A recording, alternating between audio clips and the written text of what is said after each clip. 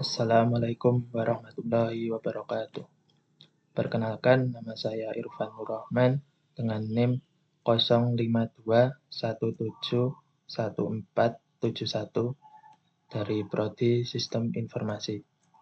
Baik, di sini saya akan mengerjakan tugas 1 dari mata kuliah Basis Data. Langsung saja kita mulai ke soalnya. Untuk soalnya yaitu contoh kasus. Yang pertama itu ada pada sebuah perguruan tinggi, mahasiswa akan mengambil mata kuliah yang ditawarkan.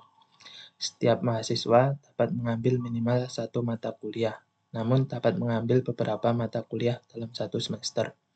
Setiap mata kuliah hanya bisa diajar oleh satu orang dosen, dan setiap dosen dapat mengampu atau mengajar minimal satu mata kuliah.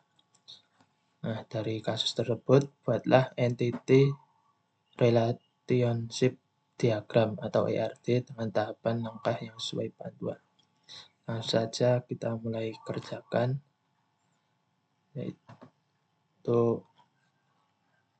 tahapan pembuatan ERD yang pertama yaitu mengidentifikasi dan menetapkan seluruh entity yang terkait.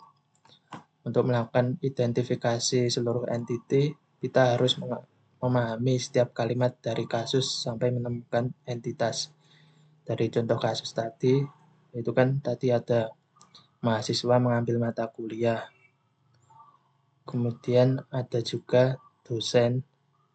Setiap mata kuliah hanya bisa diajar oleh satu dosen, sehingga untuk entitasnya itu ada 3, yaitu mahasiswa, mata kuliah, dan dosen. Kemudian langkah yang kedua yaitu menentukan atribut-atribut atau fit dari masing-masing entity beserta kunci atau key-nya. Nah, pada tahapan 2 yaitu menemukan atribut dari entity yang telah teridentifikasi pada tahapan 1. Dalam kasus ini tadi kan tidak dijelaskan secara rinci. Jadi kita dapat melakukan penalaran yang terjadi dalam kehidupan sehari-hari.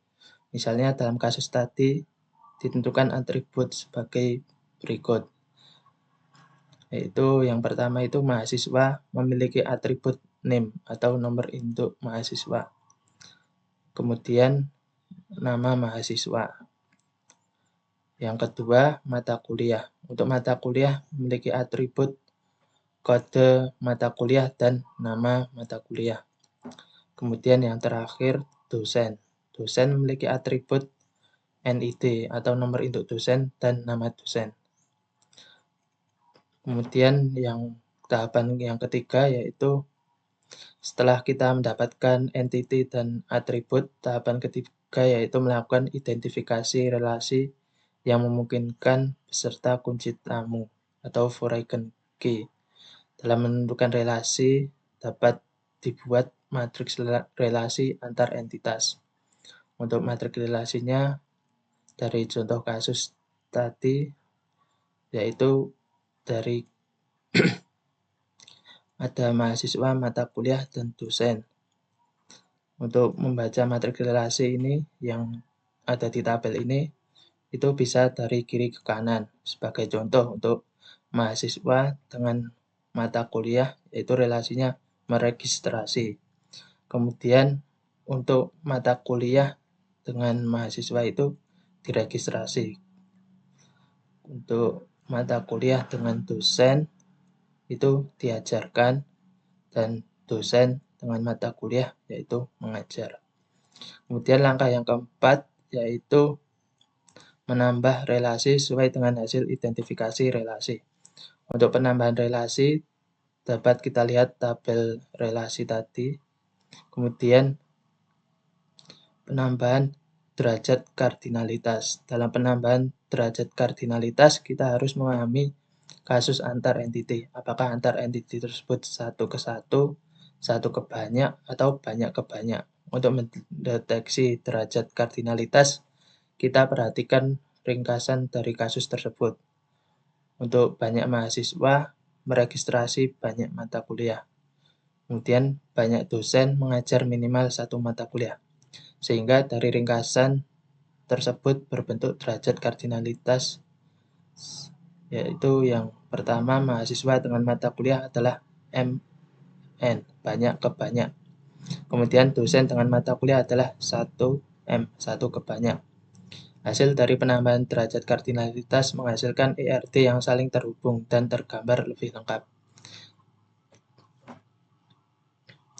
Cara membaca diagramnya yaitu mahasiswa dengan mata kuliah dapat dibaca banyak mahasiswa meregistrasi banyak mata kuliah, minimal satu mata kuliah. Kemudian dosen dengan mata kuliah dapat dibaca satu dosen mengajar banyak mata kuliah, namun satu mata kuliah hanya diajar oleh satu dosen. Kemudian langkah yang terakhir yaitu melengkapi himpunan entitas dan himpunan relasi dengan atribut deskriptif atau non-key. Untuk tahapan terakhir yaitu melengkapi himpunan entitas dan himpunan relasi dengan atribut deskriptif. Pada gambar di bawah ini dapat kita lihat relasi yang banyak MN, yaitu antara mahasiswa dengan mata kuliah. Jika relasi dari setiap entiti memiliki nilai banyak ke banyak MN, maka relasi tersebut berubah menjadi sebuah entiti dan atributnya adalah primary key dari setiap entiti yang terhubung. Maka ERD dapat disempurnakan dan hasilnya dapat dilihat pada gambar sebagai berikut. Itu mahasiswa memiliki atribut name dan nama mahasiswa. Kemudian relasinya yaitu meregistrasi mata kuliah. Kemudian untuk entitas mata kuliah juga memiliki dua atribut, yaitu kode MK dan nama MK. Kemudian untuk dosen itu memiliki dua atribut juga, NID dan nama dosen. Relasinya yaitu mengajar mata kuliah. Mungkin ini saja penjelasan yang bisa saya sampaikan. Apabila ada kurang dan lebihnya, saya mohon maaf. Wabillahi taufiq wal hidayah. Wassalamualaikum warahmatullahi wabarakatuh.